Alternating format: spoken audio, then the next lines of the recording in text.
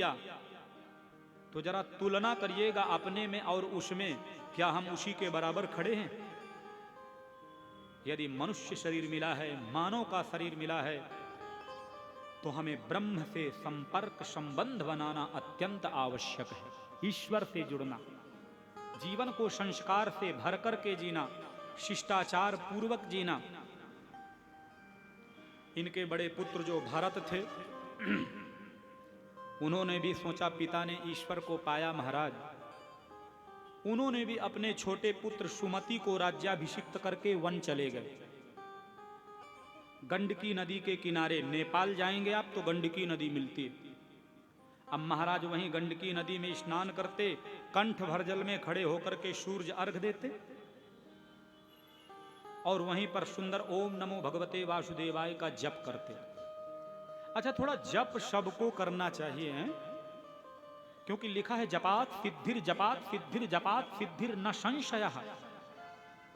जपते जपते मंत्र एक दिन जीवन के तंत्र को बदल देता है। लेकिन बदलेगा कब? जब मंत्र जो आप जप रहे हैं ना महाराज, उसे ठीक ढंग से जपें। कई लोगों को मैंने जपते देखा है, इतनी जल्दी जल्दी माला खींचेंगे जैसे कुएं से पानी खींच रहे हैं। उससे मन केंद्रित नहीं होता और उद्वेग पैदा होता है। लेकिन स्थिरता पूर्वक राधे राधे राधे राधे, अपने आप मन केंद्रित होगा आपका।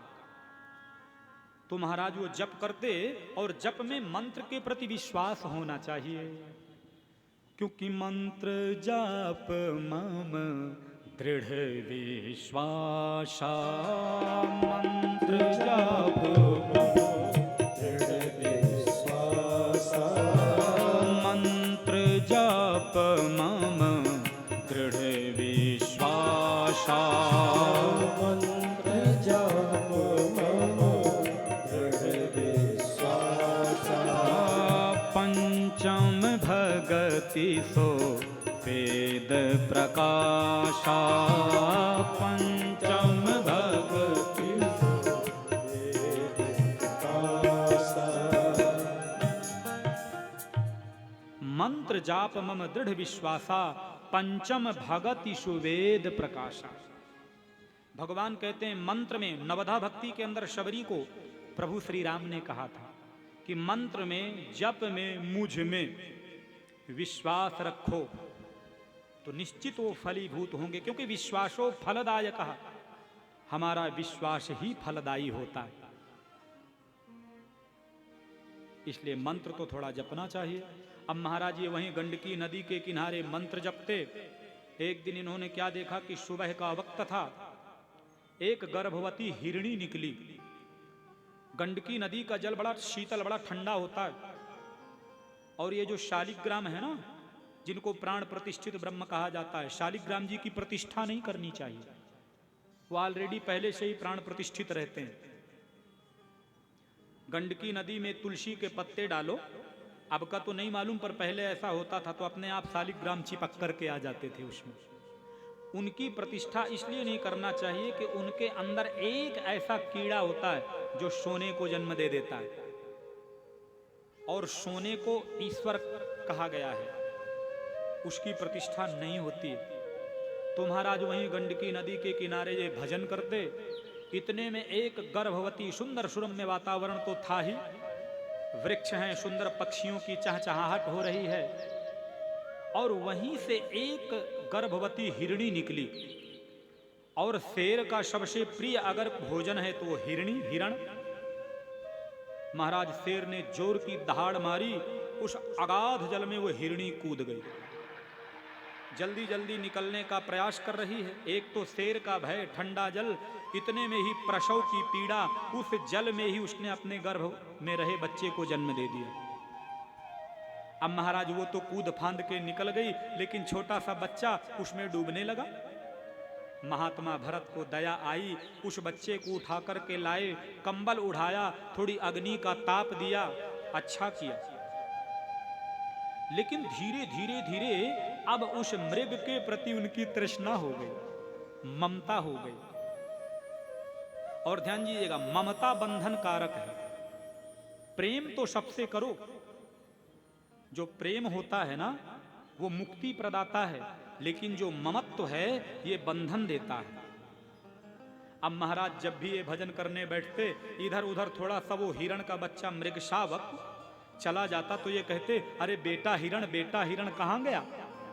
अब तो महाराज गायत्री मंत्र जपते हैं, वासुदेव गायत्री मंत्र में कम बेटा हिरण की ओर मन ज्यादा जाता है। कभी पीछे से आकर के माला जपते समय इनके बालों को चाटता तो इनको प्यार से ऐसा स्मरण होता कि ये मेरा बेटा ही है। यहीं तो सावधानी रखना पड़ता है। आए थे हरि भजन को ओटन लगे कपास, इसी को कहते हैं ममता। महाराज धीरे धीरे क्या हुआ,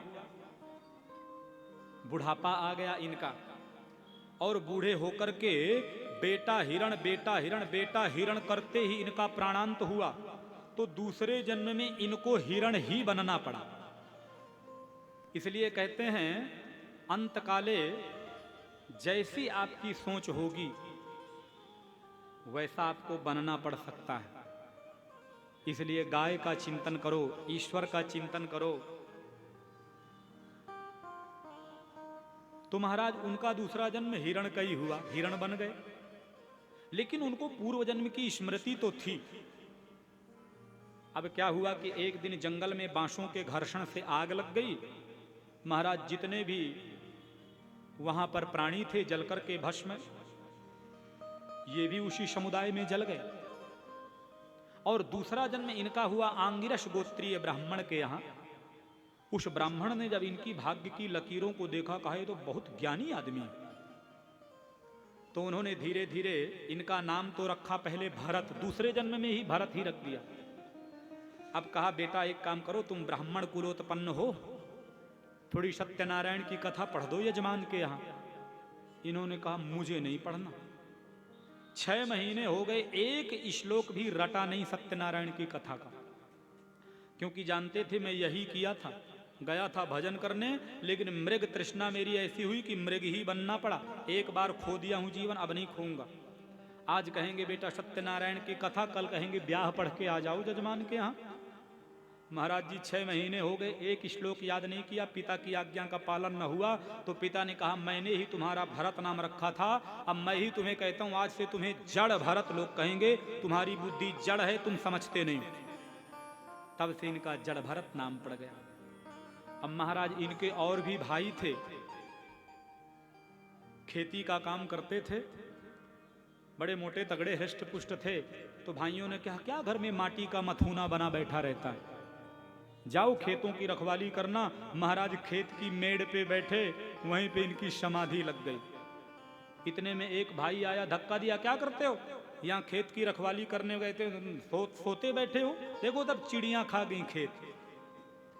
तो इन्होंने कह दिया राम जी की चिड़ियां राम जी का खेत, खाओ रे चिड़ियों भर भर पेट।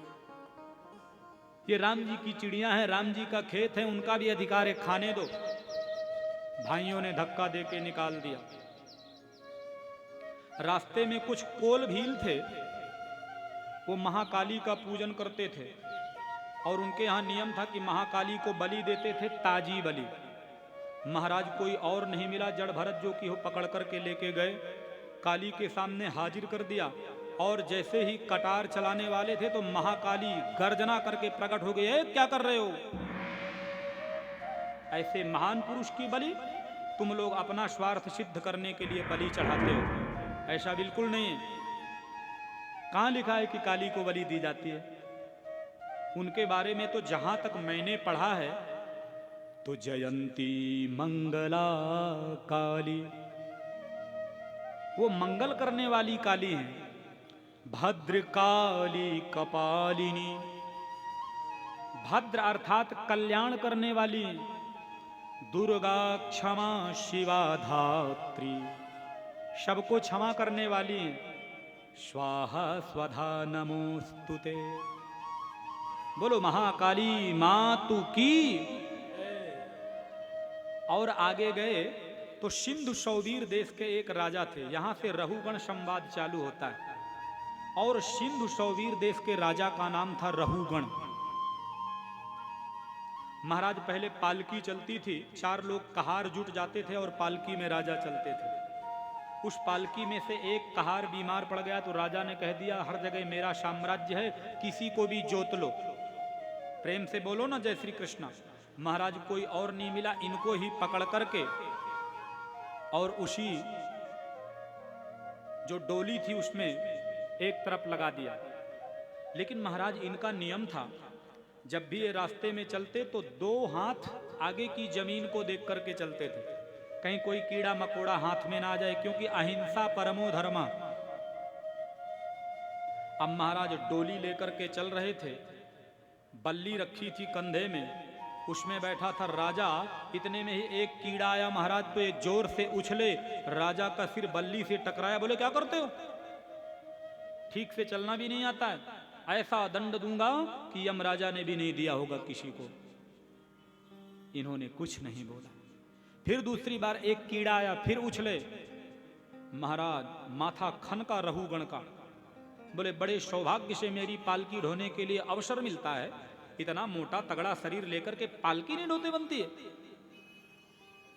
महात्मा भरत को लगा कि आज मुझे बोलना चाहिए यहां पर, नहीं लोग क्या कहेंगे। जिस राजा की पालकी को जड़ भरत ने ढोया वो अज्ञानी का अज्ञानी रह गया। आत्मोपदेश है, थोड़ा ध्यान से सुनेंगे तो समझ में आएगा, सुनना चाहिए। प्रेम से बोलो ना जय श्री कृष्णा। तो महाराज महात्मा